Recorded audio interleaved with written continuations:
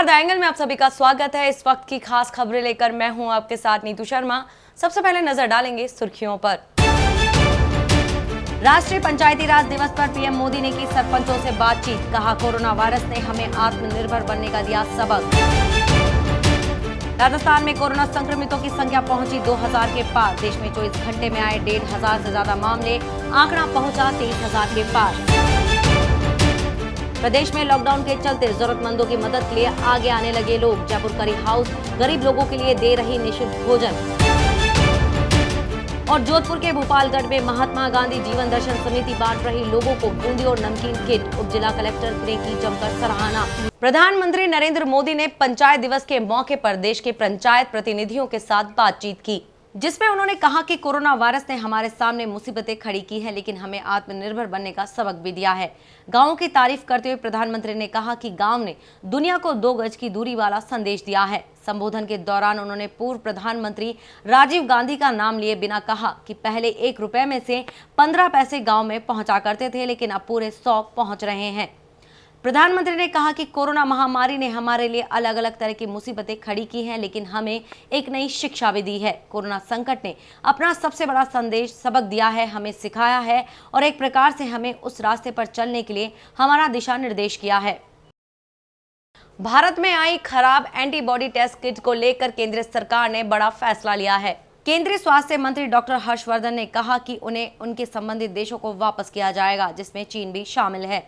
इन kit को corona संक्रमण की जांच करने के लिए मंगाया गया था, लेकिन ये भारतीय मानदंडों पर खरी नहीं उतरी है, जिसकी वजह से इन्हें लौटाया जाएगा। उन्होंने बताया कि इनके लिए अभी तक भुगतान नहीं किया गया है। इन किट के नतीजों को लेकर कई राज्यों से शिकायतें आ रही थी। स्वास्थ्य मंत्री और स्वास्थ्य राज्य मंत्री अश्विनी चौबे ने वीडियो कॉन्फ्रेंसिंग के जरिए सभी राज्यों के मुख्यमंत्रियों के साथ बात की, जिसमें उन्होंने कहा कि सभी दोषपूर्ण एंटीबॉडी परीक्षण किट को लौटा दिया जाएगा, बेशक उन्हें किसी भी देश से क्यों न खरीदा गया हो, जिसमें चीन भी शामिल है। हमने अभी तक 1 भी रुपए का भुगतान नहीं किया है। न्यायमूर्ति डॉक्टर DY चंद्रचूड़ और न्यायमूर्ति MR शाह की अध्यक्षता वाली सुप्रीम कोर्ट की बेंच ने अर्नब गोस्वामी द्वारा दायर की गई याचिका पर सुनवाई पूरी की। यह याचिका देश के विभिन्न हिस्सों में उनके खिलाफ दर्ज FIR को चुनौती देती थी। अर्नब के लिए मुकुल रोहतगी पेश हुए, महाराष्ट्र के लिए कपिल सिब्बल, छत्तीसगढ़ के लिए विवेक तनखा, राजस्थान के लिए मनीष सिंघवी समेत कुल 8 वकील जिरह के लिए मौजूद रहे। अर्नब गोस्वामी को अग्रिम जमानत अर्जी दाखिल करने के लिए 3 हफ्ते का समय दिया गया है, यानी तब तक गिरफ्तारी पर रोक लगी रहेगी। कोर्ट ने मुंबई पुलिस कमिश्नर को रिपब्लिक टीवी के दफ्तर को सुरक्षा देने के लिए भी कहा है। कोरोना वायरस के इलाज में प्लाज्मा थेरेपी कारगर सिद्ध हो सकती है। दिल्ली के सीएम अरविंद केजरीवाल ने इसका इशारा दिया। उन्होंने बताया कि दिल्ली के 4 मरीजों पर इसका प्रयोग किया गया, जिसके नतीजे अच्छे आए हैं। उन्होंने कहा कि अब केंद्र सरकार से बाकी सीरियस मरीजों को प्लाज्मा थेरेपी देने के लिए इजाजत मांगी जाएगी। केजरीवाल ने यह भी कहा कि शुरुआती रिजल्ट उत्साहवर्धक है, लेकिन इसे अभी कोरोना का इलाज न माना जाए। केजरीवाल और उनके साथ आए डॉक्टर ने कहा कि कोरोना से ठीक हुए लोगों को अब देशभक्ति दिखाते हुए प्लाज्मा देना चाहिए। दिल्ली सरकार की तरफ से अब तक लोकनायक हॉस्पिटल के 4 मरीजों को प्लाज्मा ट्रीटमेंट दिया गया। ऐसा केंद्र सरकार की मंजूरी के बाद किया गया था। प्रेस कॉन्फ्रेंस में बताया गया कि अच्छी खबर ये है कि चारों मरीजों के पॉजिटिव नतीजे दिख रहे हैं। पश्चिम बंगाल और राजभवन के बीच एक बार फिर तनातनी बढ़ गई है। राज्यपाल जगदीप धनखड़ ने मुख्यमंत्री ममता बनर्जी पर अल्पसंख्यक समुदाय का खुल्लम-खुल्ला तुष्टीकरण करने का आरोप लगाया। धनखड़ ने बनर्जी के उन्हें लिखे पत्र का जिक्र किया, जिसमें मुख्यमंत्री ने राज्यपाल पर सरकार के कामकाज में लगातार दखल देने का आरोप लगाया था। धनखड़ ने कहा कि मुख्यमंत्री का गुस्सा राज्य में कोविड-19 वैश्विक महामारी से निपटने में बड़ी विफलताओं पर पर्दा डालने की एक रणनीति है। उन्होंने कहा कि अल्पसंख्यक समुदाय का आपका तुष्टीकरण निजामुद्दीन मरकज घटना पर बेहद खुल्लम खुल्ला और अनुपयुक्त था। यह बहुत दुर्भाग्यपूर्ण है तथा इसका समर्थन नहीं किया जा सकता। राज्यपाल उस कार्यक्रम का जिक्र कर रहे थे जहां बनर्जी को राष्ट्रीय राजधानी में तबलीगी जमात के धार्मिक आयोजन पर टिप्पणी करने के लिए कहा गया था। भारत और दुनिया में कोरोना वायरस से संक्रमित मरीजों की संख्या में लगातार बढ़ोतरी हो रही है। दुनिया में अब तक 27 लाख से अधिक लोग इससे संक्रमित हो चुके हैं और 2 लाख लोगों की मौत हो चुकी है। वहीं अमेरिका में इसका सबसे अधिक प्रभाव पड़ा है। केंद्रीय स्वास्थ्य और परिवार कल्याण मंत्रालय की ओर से जारी आंकड़ों के मुताबिक पिछले 24 घंटे में 1684 नए मामले सामने आए हैं और 37 लोगों की मौत हो गई है। इसके बाद देश भर में कोरोना पॉजिटिव मामलों की कुल संख्या 23 से अधिक हो गई है।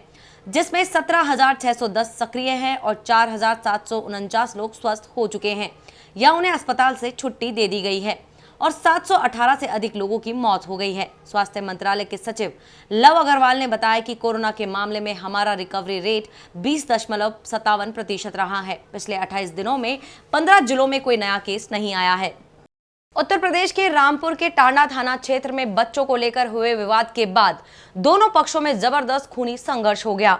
अपर पुलिस अधीक्षक अरुण कुमार सैनी ने बताया, टांडा थाना क्षेत्र में एक गांव में दो पक्षों में गोली चलने की सूचना मिली थी। इस पर पुलिस बल और एसडीएम मौके पर पहुंचे। गांव में अपाहिज लड़का इस्तेकार बच्चों का झूला जो गद्दा वाला होता है वह रखता है। परसों उसने झूला लगाया था तो गांव का एक लड़का फारूक उसके साथ एक और उसमें झूलने गए।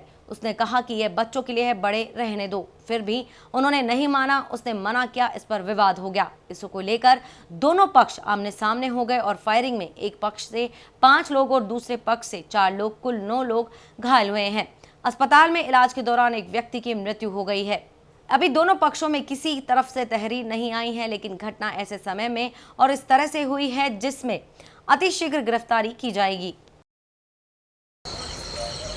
ये टांडा थाना क्षेत्र का गांव है, जहां दो पक्षों में गोली चलने की सूचना पे पुलिस बल, एसडीएम साहब, मैं सब लोग आए हैं।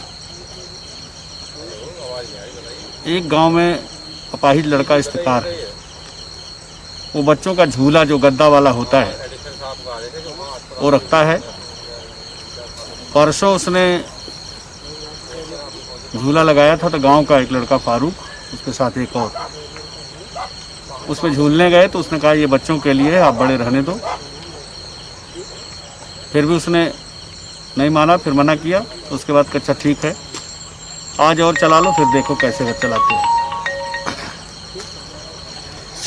रात में उसका गद्दा जो है वो किसने फाड़ दिया ये तो नहीं जानता, लेकिन उसका कहना कि इन्हीं लोगों ने फाड़ा। इसी को लेकर के दोनों पक्षों में कशीदगी थी और आज शाम को गन्ने के खेत में एक पक्ष काम कर रहा था, दूसरा पक्ष वहीं अपने चाचा के घर पे था। दोनों पक्ष फिर आमने सामने हो गए और फायरिंग में एक पक्ष से 5 लोग और दूसरे पक्ष से 4 लोग, कुल 9 लोग इंजर्ड हुए हैं। अस्पताल में इलाज के दौरान एक व्यक्ति की मृत्यु हो गई है, शेष लोगों का उपचार चल रहा है। राजस्थान में कोरोना पॉजिटिव के मामले लगातार सामने आ रहे हैं। राजस्थान स्वास्थ्य विभाग के अनुसार राज्य में शाम 5 बजे 44 मामले सामने आए हैं और 3 लोगों की मौत हो गई है। इसके साथ ही अब तक प्रदेश में संक्रमितों का आंकड़ा 2008 पहुंच गया है और 31 लोगों की मौत हो गई है। जयपुर में 21 और कोटा में 18 नए संक्रमित मिले हैं। कोरोना अब तक प्रदेश के 26 जिलों में पहुंच चुका है। जयपुर में इसके अब तक 761, जोधपुर में 310, कोटा में 140, अजमेर में 106 पॉजिटिव केस हैं। राज्य सरकार कोरोना के संक्रमण को फैलने से रोकने के लिए तमाम जरूरी कदम उठा रही है। इसके लिए आमजन को भी लगातार जागरूक किया जा रहा है। कोरोना के चलते राजस्थान में लॉकडाउन है और लॉकडाउन की वजह से प्रदेश में सभी चीजें ठप पड़ी हैं। इसको देखते हुए राज्य सरकार ने जो प्रवासियों के लिए शेल्टर होम बनाए हैं, राज्य सरकार के साथ साथ राजस्थान विद्युत निगम के कर्मचारी भी इसमें अपना सहयोग दे रहे हैं।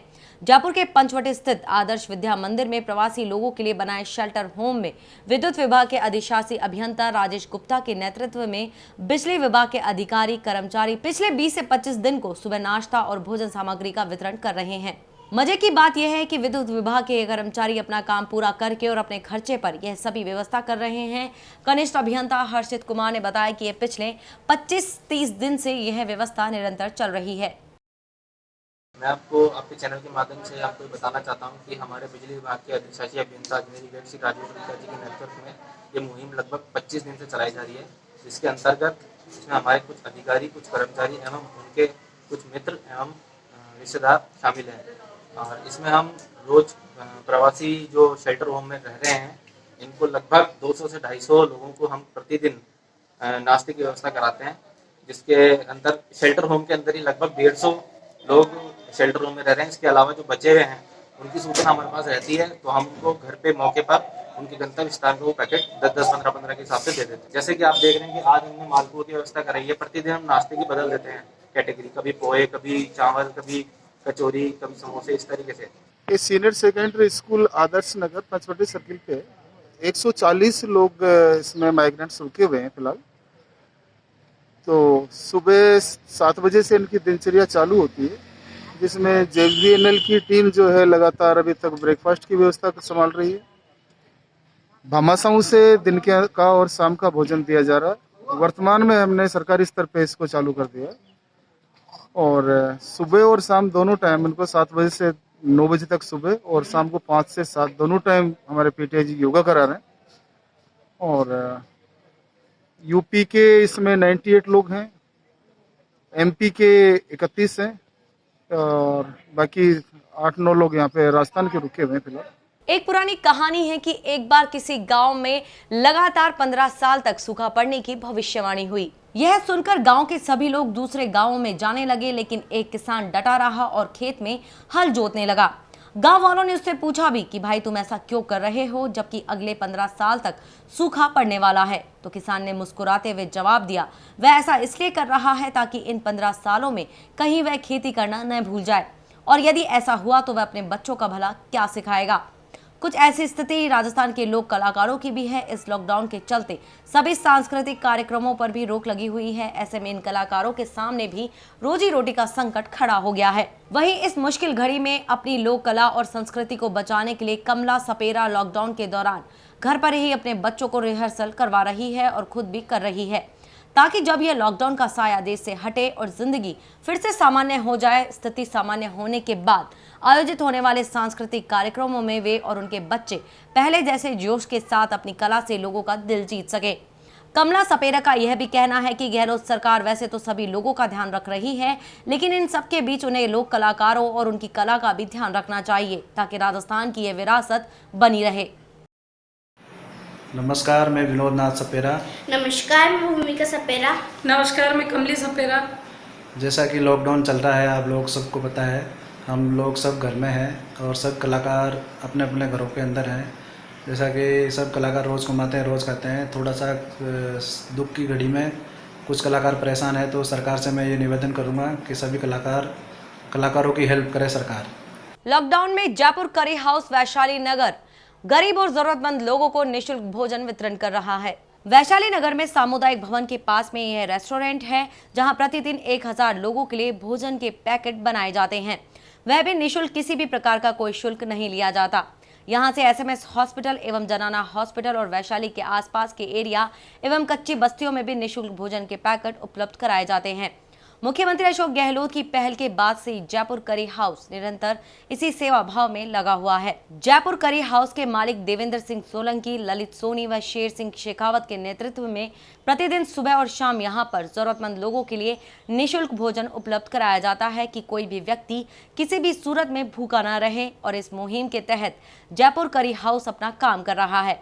जयपुर करी हाउस जब तक लॉकडाउन खत्म नहीं हो जाता तब तक अपनी सेवाएं निरंतर रूप से जारी रखेगा। आप सगळान एक बात बताबो चाहूँ हूँ कि हमारी संस्था रॉयल ग्रुप जगह का मायने 2500 भी ऊपर सर्व समाज का लोग जुड़ेड़ा है। जदू वो लॉकडाउन शुरू हुआ है राजस्थान का मायने, जदू बे सारा का सारा सर्व समाज का भाई तन मन धनु समाज वास्ते खटे ना खटे आपके स्तर पर काम कर रहा है। ई कड़ी का मायने एक जयपुर करी का नाम रेस्टोरेंट है, जगह हमारा ग्रुप का सदस्य है, हमारा भाई है शेर सिंह जी सिंगोल, राजकुमार सिंह जी और ललित जी सोनी।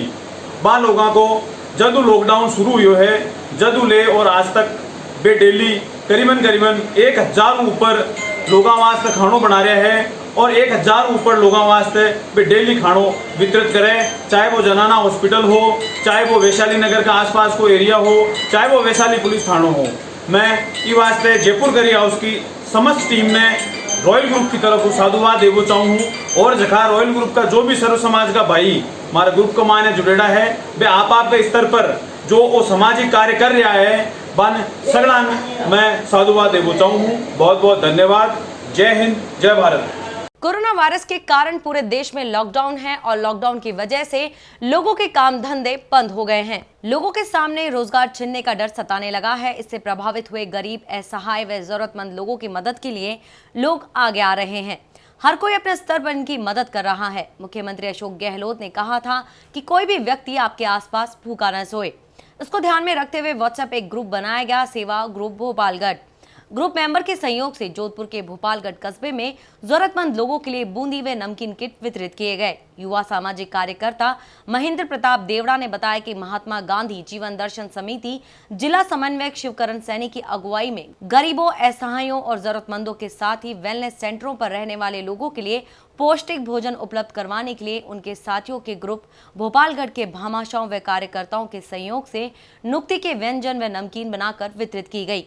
कोरोना महामारी को लेकर प्रधानमंत्री व मुख्यमंत्री राहत कोष माली नवयुवक मंडल भोपालगढ़ ने मुख्यमंत्री सहायता कोष में 51,000 ऑनलाइन ट्रांसफर कर उपखंड अधिकारी सुखराम पिंडेल को चेक की प्रति भेंट की। क्षेत्रीय उप जिला कलेक्टर सुखाराम पिंडेल ने भी क्लब कार्यालय पहुंचकर शिवकरण सैनी की अगुवाई में की जा रही है जरूरतमंद एवं गरीबों के लिए की जा रही भोजन सामग्री की व्यवस्था का जायजा लिया और जमकर सराहना करते हुए सभी कार्यकर्ताओं का मनोबल भी बढ़ाया। खबरों का सिलसिला यूं ही जारी रहेगा। देखते रहिए द एंगल। नमस्कार।